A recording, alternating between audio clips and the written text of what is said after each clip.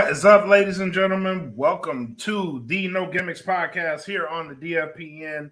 I am your host, Solo Dolo tonight. Well, not really, but I am bred like a king. Made us Kelvin K. Lee. Thank you guys for tuning in.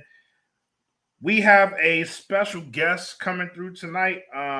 Normally I do these on Patreon, and normally I will have this as a interview on the podcast, but tonight is a very, very special night. What we have an up and comer coming on the show tonight that I saw this guy, and it's really hard for me to get impressed when I see, up and comers, because it's hard for me to compare them. It's hard for me not to compare them to somebody that I think is hot. But this guy, I watched wrestle a match, and the concept of the match was you have to take your opponent's socks. Now, I haven't seen this concept done before, so it piqued my interest immediately. And for the shit to be that entertaining, ladies and gentlemen, I saw this guy and I saw everything that he did in that match, and I was like, I have to interview this guy. He made a fan out of me that night instantly. So, joining me on the show today, I have the reincarnation of excellence himself, Mr. Kari Wright. What's good? Welcome to the show, brother. How you doing? I'm doing good. I didn't realize that was the first one you saw. The socks one. That was the first match I saw. I was like, I'm busting out laughing back there. So when they announced what the match was gonna be, now this is my first time at MPX. Shout out to MPX Wrestling. This is my first time there. And that was the first match that I walked in on. And I was like, how are they going to make this entertaining? Like, it was like I was sitting there and I was like, this should be interesting. And then for it to be that entertaining, like you had an extra pair of socks and they're like, hey, he's cheating. I was like, holy shit, this is over. This is awesome. And like for you to come out the winner of that match, I was like, man, that is the shit. I was sitting there, I was like, as the match was going on, I was like, yeah.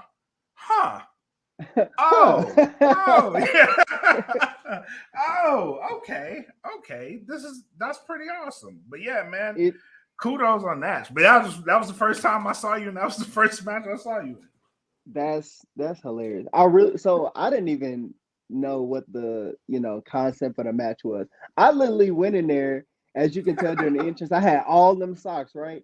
I thought it was like a sock judging competition. I was like, oh, easy. I was like, this is light work. My sock game is crazy.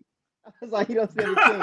I already know he gonna come here with some regular little Hanes or maybe like some standard Nike socks. I was like, oh, he's done for. He's finished. My guy had the long socks, the polka dot socks. I was like, bro, I had them all, bro. Every sock, I had them all. Oh man, is that the first time y'all did that match? Yes. Wow. It's not. It ain't the first time it's been done at MPX, but that was the first one that I've been a part of. Wow, that's a unique concept. Yeah, it really is a unique concept. So like with the Fight Win Survive, it's like a 3-week like sort of event, 3 weeks. It's a yearly like kind of thing. So like a Royal Rumble or SummerSlam type thing. It's kind of like that. Okay. And so 4 teams, as you already know, 4 people on each team. Whichever color, has the most points within the 3-week span, then they got to do a fatal 4-way. Whoever wins that gets a title shot. Oh, so it's like a little series of like events, I guess that I'm trying to say. Oh, nice. But it's a real dope concept. It's all kind of like crazy little concept gimmicky matches that it really tests you. It does. Yeah, that wasn't the only gimmick match. That whole card was a like gimmick match. It was right? So that let's see, the one I was on, it was a sock match, forbidden door match. Was it a strap match? No, it wasn't a strap match. There was a first blood match. I remember being on there. First blood. I forgot what the other one was. The strap match though, well, not a strap match, but it was like a bull rope match. I was in something like that last year. Oh, really?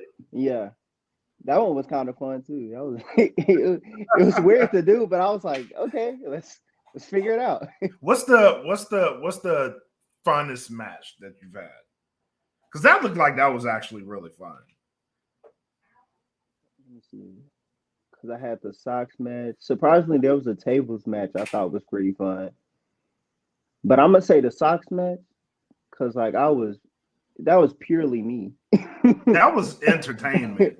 That was Because entertainment. I was that's all I was really thinking about. I was like, well, it's a socks match, so expectation is already at its like low. Like, be real though, you see a sock match, you like, okay, Yeah, no, really. It it's was like, like, all right, let's just see where yeah, this goes.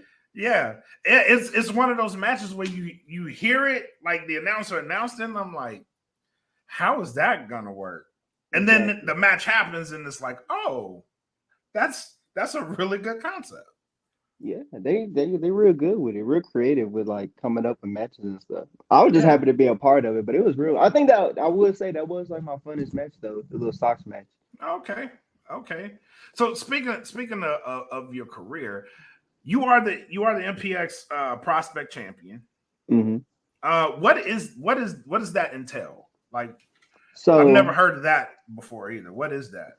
okay, so the prospect title is it's I mean it's a regular little title, but what makes it special is if you do four successful title defenses, now it becomes like this cash in opportunity. But Oh, you have to get four successful ones. So you can go one, you can win one, win two, win three. You use that last one, that's that's it. it. And now the next person has to do four. So it resets. So if you Oh, lose within wow. the four, it resets. I was fortunate enough and skilled enough to get the four successful title defenses. So So now, you're yeah, so now it's like I have any moment, any time, any place I could essentially cash in for a title opportunity for any title. I like that idea. That's a really good idea. Yeah, and it's I think the word I'm looking for is ironic because I always had this dream of like, okay, I used to play the WWE games like all the time, Okay. and I always put me and my cousin will always put ourselves in a Money in the Bank match, and this is where we started getting heated against each other. So I'm gonna say it's about 50-50. He'll win some, I'll win some whenever we play the universe mode. So it's like one particular moment where I won and I was like, nah, I'm cashing in at WrestleMania. That's something that's never been done before. Yeah. And so this is crazy.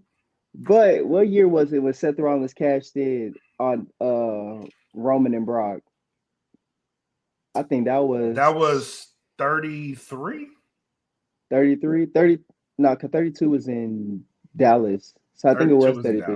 Dallas. It may have been I think 33. so. Yeah. So that moment happened, and I was like, "Bruh." I was like, I dreamed of that moment. I reenacted that moment on the games like a plethora of times, and like for to see him just do it, that's crazy. But like having that cash in moment, that's been like one of like my iconic moments that I always wanted to do. Now, are you the first person to successfully defend it four times? Or No, so okay, so once you do defend it and you say you cash in successfully or unsuccessfully, right? right. The it now becomes a vacant title. So next people Oh, will, battle out for it. battle out for it, and whoever wins got to have four successful title defenses. Yeah, That is a great concept. I'm not even yes, gonna they need that. They need that shit higher up in it's the a real levels. dope. It's a real cool concept. That is a Really really cool. cool concept. I like that. So yeah. So I was gonna ask when do you plan on cashing it in, but I think I know the answer to that question. Plus, we don't want to give them the I was about to say preparation. I cash in when I deem it necessary to cash in. Now, one thing I did notice from your from watching you the times that I have watched you is that you are really witty. Like you're quick. You're really quick with it. Like there was a promo that I seen you in where I think it was you and Hartley. Hartley was making his debut, and he was like, Yeah. "Yeah, get ready for the big." He's like, "You ain't ready for the big boys." He was like, "Yeah, you is a big boy." And I was like, I didn't think anybody got that. I was like, yeah. Yeah. I was like, he came up with that like real quick. That was a real quick jab. Like, where did you get that from? Is that like from roasting sessions in school, or like where did that come from? I can't really put it nowhere, but I can say I have a lot of friends and my significant other who's real quick with the comebacks. So I'm like, I gotta get it together. I gotta keep up. Keep So it it's keep it just sharp. so yeah, essentially it's something that I've pretty much been around. And like on my mom's side, it's crazy. We're always roasting each other, like bro, for no reason whatsoever. It'd just be I like for think the it's most random moments. that's real black love right there. That's like that's what I think it is. Like No, you don't really love each other unless unless you you're just roast. cooking each other Yeah, up. yeah. It's the definition of love. I Yeah. roast you. How did you get into wrestling? How'd I get into wrestling? I'm gonna say so.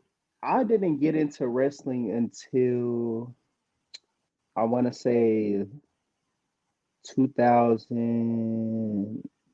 2008, 7. That's like me actually starting to watch it and understand that there's a reoccurring weekly show. Right, But my cousin actually was the one that got me into professional wrestling, at least becoming a fan at least. And so it was like one moment I went over there to his house. It was me, him, my uncle, and then for whatever reason, SmackDown was on. He was like, okay, I don't know what this is, but it looks sporty. I like sports. So let me watch some right. sports. And then I remember seeing who did I see? It was Rey Mysterio. Well, it was a Friday night, so I definitely saw the Undertaker. But I Oh forgot yeah, who he was yeah. going. Yeah, I forgot who he was going against. Though, and I was like, this is real interesting. This is kind of cool to see. But like, I never knew that it was a weekly thing. So I'm like, okay, well, it's Friday, so I'll come over to his house Friday around this time again. We'll see what happens. And so then it became Right. a reoccurring thing. Then I found out about Monday Night Raw. It came out on Mondays. I was like, oh, there's more. This is Oh yeah. amazing. And it's like my love for wrestling really like blossomed, like watching people create these stories at a like making you feel for like something you didn't even think you cared that much about. Exactly. Cause like Exactly. it's like it's the most beautiful thing for to see like minds coming together to create these like super dope moments that everybody literally like someone could cry over, you could laugh super hard over it, it'll be something that you remember for the rest of your life, honestly. Yeah. So like I remember what was the first WrestleMania we watched? I know it was 20 25. Because that when Shawn Michaels and Undertaker did their first one, right? That was At the first one. 25. Yeah. So 25. we were like begging, pleading his dad, my uncle, to like watch it. Cause at that time, we didn't know about the alleged ones, the alleged sites, you know what I'm saying? But so we're begging, can we watch it? It was like what, like it was like $80, 90. I know it was pretty high up. It It was a was pretty lot. high back It then. was pretty Yeah. high. So we were watching that and then watching that Shawn Michaels and Undertaker match. That match was dope. And then they followed up again with it the next year. And Yeah. then what I think after that, Triple H jumped in. And that man, it was crazy to see Yeah. like the career versus because I was like, I like both of these dudes, but at the end of the day, somebody gotta go. But that, but it was. I didn't think I cared so much for someone that didn't know me. But I was like, bro, your career's on the line. Other You Undertaker need to streaks on the win. line, bro. You need to win. Like somebody gonna have. I was like, somebody gonna have to die. Like at the end of this, because these circumstances is too intense It's right too now. yeah, it's too extreme. It's too extreme. And I think I was at that point where I was like, Undertaker has to win this match. Because if he doesn't, I don't think the world's ready to cry yet. Nah, but it's funny you say that because when it actually did happen, it was literally like getting snuck. It's like Yeah. what? It was like Yeah. whoa, like today this is gonna happen. Yep. Like, oh, this is what we doing today? He's just gonna lose? That was yeah. that was it. That was 30. That was at WrestleMania 30. I remember that. New New Orleans, right? Orleans. Yep. Yeah. Yeah. That because I was the reaction at the viral video of like the black dude like just stuck. Yeah. Like that was me and my cousin. We was like, yo, what just happened? It's like they ended it like today. I was laughing though, like I wasn't sad or not. I was like, yo, that was a journey. Yeah. Now, let's go to the flip side. What was that moment for you as a wrestler where it was like, I'm here. I love this shit. The Seth Rollins cash in against Roman and Brock. Right, that moment, like, so we're seeing Roman and Brock going at it for this WWE Championship. We knew Seth had the briefcase, but we weren't really thinking about it. I forgot he had it, to be honest. I was so locked into the match. And all of a sudden, they hit their little, they both down, and all of a sudden that music hits. And the music hit, you can hear the crowd just like, big old explosion of just cheers and all kind of amazingness, and it gave me chills. That's like it makes me think about like, do you watch anime? Yeah. So okay, it brings like them kind of anime moments where he gets that power up or something. He just start going ham. Well, whatever anime it is, it don't matter because they all be doing the same thing. It gave me that kind of moment. I'm like, wow, like to be able to create that feeling. I want to do that. I love doing that. I always thought about like trying to like create moments like that because I used to do like skits and stuff with my friends, and we always try to make like little moments and stuff. And then I always did it on the game too. So I was like, for me to actually be able to do it, like, yes, I love this, to be able to create stories and moments and still being able to get a good workout in, whoop on somebody, you can get that all in one. Yeah, all day, every day. So, what was the moment for you that was like it clicked? Like, because I imagine the process is slow, but what was that moment like when it actually clicked and you're like, okay, I got it? To like become a wrestler, or to become like okay. that I am a wrestler. I have it. I know my steps into this. Okay, so I was actually, after that moment happened, I actually started looking for schools. And I think the closest one at that time, it was like some school in Oklahoma. I forgot what it was called. Oh, wow. So I was already kind of starting to look for, a way in. And I recall one of my friends, his name was Chance. I recall him saying he did it. This was 3 years after I was actually looking for schools. So I recall him doing a tryout at this new school in the Dallas area called DFW All Pro. Mm-hmm. So I sent them a message, and then he sent me the link to the page. And so I messaged them, and they was like, okay, we got a tryout on this day. And I think it was December of 2017, if I'm not mistaken. So I went to the tryout, me, my cousin, and then one of my homeboys. We all went to the tryout, and we all did well. And so after the tryout, they gave us a 2-month period to decide, if this is something you really want to do. And so going through the tryout, I'm like, okay, yeah, this is cool. I can do this. I'm athletic. I'm fit. I love wrestling. I can do this. I can actually be the person that I see on TV. I can actually be him. And so February came around, and I went ahead and went through with it. Did my training for a year, then I graduated June of 2019. So that's the day we go by of when we actually start wrestling. So I started in June 2019, and it took me for it to actually like click. It took about a year and a half because you're still kind of learning. You're still kind of. I was still trying to learn myself too, so I can see, what are my strengths, what are my weaknesses, what am I good at, things like that. Right. So I would say it took about a year and a half for it to really click. I wouldn't even say that it really has clicked yet, but that's because I'm always willing to try to learn more. So I got a good grasp of it, but there's always new things to learn. Every match, every time we go to training, there's always an opportunity to learn more. Right. There's always room for improvement. Yes. Yeah. So who is your greatest rival right now? And we'll go down the pipeline, but who's your greatest rival right now?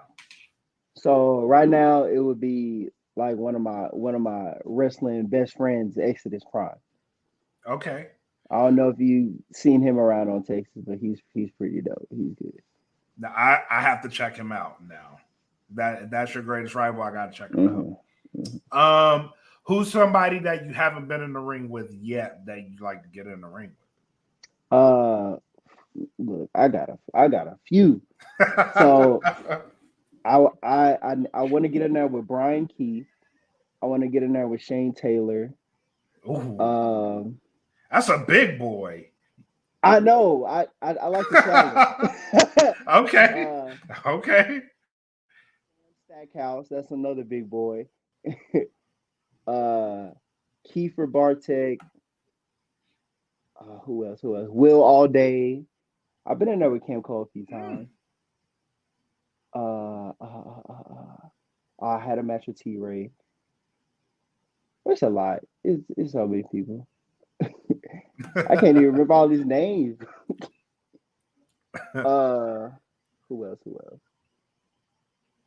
Really, right now, I want to get in there with Brian Keith. Like he's like top on my list right now to want to get in the ring with. I feel like I can learn Okay. a lot from him. Okay. Promotions don't matter.